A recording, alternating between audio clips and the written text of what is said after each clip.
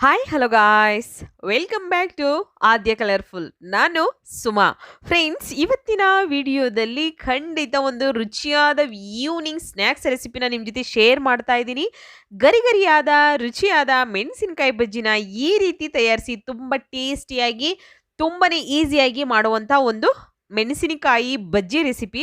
So ಈ ಒಂದು ಬಜ್ಜಿ ಮಾಡೋದಕ್ಕೆ ಮೊದಲನೇದಾಗಿ ಇಲ್ಲಿ ನಾವು ಬೋಂಡದ ಮೆಣಸಿನಕಾಯಿನ ತಗೋಬೇಕಾಗುತ್ತೆ. ನೋಡ್ಬೋದು ನೀವು, ಈ ಥರ ದಪ್ಪ ಮೆಣಸಿನಕಾಯಿ ಬರುತ್ತಲ್ಲ, ಅದನ್ನು ತಗೊಳ್ಳೋಣ. ಸೊ ಅದರಲ್ಲಿರುವಂತಹ ಒಂದು ಬೀಜನ ತೆಗಿಬೇಕಾಗುತ್ತೆ. ಫ್ರೆಂಡ್ಸ್, ಸ್ವಲ್ಪ ಕೆಲವೊಂದ್ಸಲ ದಪ್ಪ ಮೆಣಸಿನಕಾಯಿನೂ ಕೂಡ ಖಾರ ಬರುತ್ತೆ ಸ್ವಲ್ಪ. ಸೊ ನೋಡಿಕೊಂಡು ನೀವು ಮೆಣಸಿನಕಾಯಿ ತಗೋಬೇಕಾದ್ರೆ ನೋಡಿಕೊಂಡು ಉಪಯೋಗಿಸಿ. ಅಕಸ್ಮಾತ್ ನೀವು ಖಾರ ತಿಂತೀವಿ ಅಂದರೆ ಓಕೆ, ಏನು ಪ್ರಾಬ್ಲಮ್ ಇಲ್ಲ. ಬಟ್ ಮಕ್ಕಳು ತಿನ್ನೋದು ಬೇಕಾದರೆ ಸೊ ನೋಡಿಕೊಂಡು ನಾವು ಮೆಣಸಿನಕಾಯಿನ ತಗೋಬೇಕಾಗುತ್ತೆ. ಈಗ ನಾನು ಹಸಿರು ಮೆಣಸಿನಕಾಯಿ ನೋಡಿ, ದಪ್ಪ ಹಸಿರು ಮೆಣಸಿನಕಾಯಿನ ತಗೊಂಡಿರೋದು. ಸೊ ಜಾಸ್ತಿ ಉದ್ದ ಆಯಿತು ಅನ್ನಿಸ್ತಿತ್ತು ನನಗೆ. ಸೊ ಹಾಗಾಗಿ ಇದನ್ನು ಸ್ವಲ್ಪ ಕಟ್ ಮಾಡ್ಕೊಳ್ತಾ ಇದ್ದೀನಿ. ಈ ಥರ ಕಟ್ ಮಾಡಿದ್ಬಿಟ್ಟು ಈ ಥರ ಮಧ್ಯದಲ್ಲಿ ನಾವು ಈ ಥರ ಕಟ್ ಮಾಡ್ಕೊಳ್ಳೋಣ.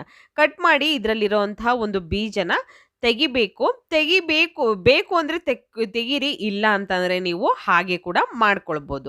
ಸೊ ಫ್ರೆಂಡ್ಸ್, ನೀವ್ಯಾರಾದ್ರೂ ಫಸ್ಟ್ ಟೈಮ್ ನನ್ನ ಚಾನಲ್ಗೆ ವಿಸಿಟ್ ಮಾಡಿದರೆ ಪ್ಲೀಸ್ ನನ್ನ ಚಾನಲ್ನ ಸಬ್ಸ್ಕ್ರೈಬ್ ಮಾಡ್ಕೊಳ್ಳಿ, ಹಾಗೆ ಲೈಕ್ ಮಾಡಿ ಮತ್ತು ಶೇರ್ ಮಾಡಿ ಫ್ರೆಂಡ್ಸ್. ಈಗ ನೋಡಿ, ಈ ಥರ ಮೆಣಸಿನ್ಕಾಯಿನ ನಾನು ಎಲ್ಲದನ್ನು ಕೂಡ ನೀಟಾಗಿ ಈ ಥರ ಬೀಜನೆಲ್ಲ ತೆಗೆದು ಒಂದು ತಟ್ಟೆಯಲ್ಲಿ ಇಟ್ಕೊಂಡಿದ್ದೀನಿ. ಸೊ ಫ್ರೆಂಡ್ಸ್, ನನ್ನ ಬೇರೆ ಚಾನಲ್ ಕೂಡ ಇದೆ, ಆದ್ಯ ಬ್ಯೂಟಿ ಟಿಪ್ಸ್ ಇನ್ ಕನ್ನಡ ಅನ್ನೋ ಚಾನಲ್ಲು, ಹಾಗೆ ಆದ್ಯ ರಂಗೋಲಿ ಅನ್ನೋದು.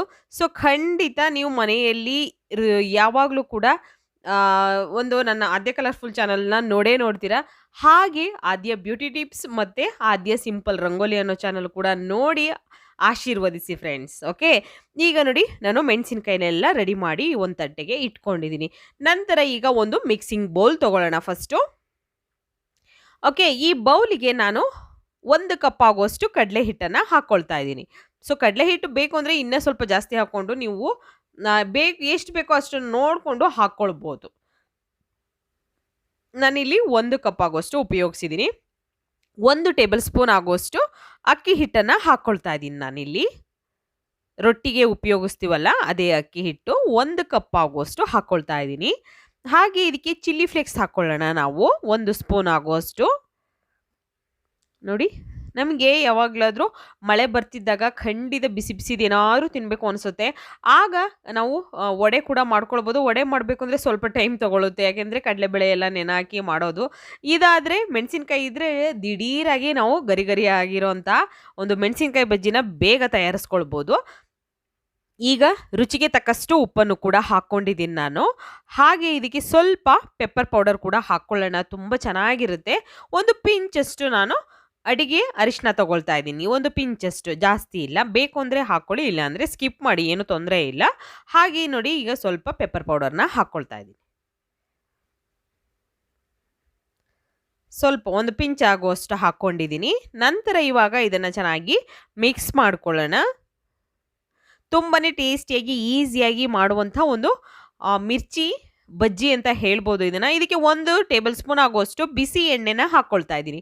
ಕಾಯಿಸಿರೋಂತಹ ಎಣ್ಣೆ, ಬಿಸಿ ಎಣ್ಣೆನ ಹಾಕ್ಕೊಳ್ಬೇಕು 1 ಸ್ಪೂನ್ ಆಗುವಷ್ಟು.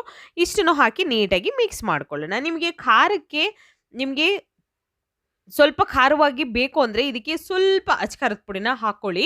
ನೋಡಿ, ನಾನು 1/4 ಟೀ ಸ್ಪೂನ್ ಆಗುವಷ್ಟು ಹಾಕ್ಕೊಂಡಿದ್ದೀನಿ, ಸಾಕು, ಜಾಸ್ತಿ ಬೇಡ. ಏಕೆಂದರೆ ಮೆಣಸಿನ್ಕಾಯಿನೂ ಕೂಡ ಸ್ವಲ್ಪ ಖಾರ ಇದ್ದೇ ಇರುತ್ತೆ. ನಂತರ ಪೆಪ್ಪರ್ ಪೌಡರ್ ಹಾಕಿದ್ದೀವಿ, ಚಿಲ್ಲಿ ಫ್ಲೇಕ್ಸ್ ಹಾಕಿದ್ದೀವಿ, ಸಾಕಾಗುತ್ತೆ. ಬೇಕು ಅಂದರೆ ಸ್ವಲ್ಪ ಅಚ್ಕಾರದ ಪುಡಿ ಹಾಕ್ಕೊಳ್ಳಿ. ಇಷ್ಟನ್ನು ಹಾಕಿ ನಾನು ಇವಾಗ ಸ್ವಲ್ಪನೇ ನೀರನ್ನು ಹಾಕ್ಕೊಳ್ತಾ ಹಿಟ್ಟನ್ನು ಚೆನ್ನಾಗಿ ಕಲಿಸ್ಕೊಳ್ಳೋಣ. ನೋಡಿ, ನೀಟಾಗಿ ಈ ರೀತಿ ನಾನು ಹಿಟ್ಟನ್ನು ಕಲಿಸ್ಕೊಳ್ತಾ ಇದ್ದೀನಿ. ನೋಡ್ಬೋದು, ಈಗ ಕರೆಕ್ಟಾಗಿದೆ. ಓಕೆ, ಈಗ ಕಾಯೋದಕ್ಕೆ ಎಣ್ಣೆ ಇಟ್ಟಿದ್ದೀನಿ ಆಲ್ರೆಡಿ. ನಾನು 2 ಬೋಂಡ ಕೂಡ ಹಾಕ್ಕೊಂಡಿದ್ದೀನಿ ಇವಾಗ ಬಜ್ಜಿನ.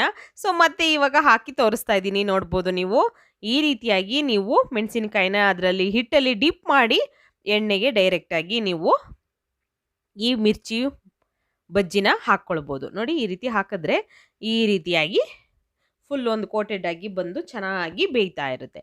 ನೋಡಿ, ಎಷ್ಟು ಕಲರಾಗಿ ಕಾಣ್ತಾ ಇದೆ ಅಲ್ವಾ, ತುಂಬಾ ಚೆನ್ನಾಗಿ ಬಂದಿದೆ. ಖಂಡಿತವಾಗ್ಲೂ ರುಚಿಯಾಗಿರುವಂತಹ ಒಂದು ಗರಿಗರಿಯಾಗಿರುವಂತಹ ಮಿರ್ಚಿ ಬಜ್ಜಿನ ಮಂಡಕ್ಕಿ ಜೊತೆ ತಿನ್ನಿ, ಸೂಪರ್ ಆಗಿರುತ್ತೆ ಅದರ ಕಾಂಬಿನೇಷನ್ನು. ಒಂದ್ಸಲ ನೋಡಿ ಈ ರೀತಿ ತಯಾರಿಸಿ. ಈಗ ಆಗಿದೆ.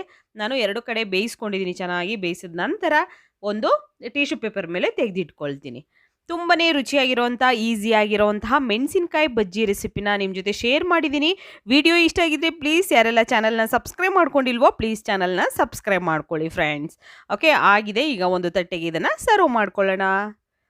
ತುಂಬಾನೇ ಟೇಸ್ಟಿಯಾಗಿ ಆಗಿದೆ ಅಲ್ಲ. ಸೊ ಮಿರ್ಚಿ ಪಕೋಡನ ನೀವು ಕೂಡ ತಯಾರಿಸಿ ಹೇಗೆ ಬಂತು ಅಂತ ತಪ್ಪದೆ ಕಾಮೆಂಟ್ ಸೆಕ್ಷನಲ್ಲಿ ತಿಳಿಸಿ. ಇವತ್ತಿನ ವಿಡಿಯೋನ ಇಲ್ಲಿಗೆ ಮುಗಿಸೋಣ. ಮತ್ತೆ ಇನ್ನೊಂದು ಹೊಸ ವಿಡಿಯೋ ಜೊತೆ ಬರ್ತೀನಿ. ಅಲ್ಲಿವರೆಗೂ take care, bye, see you.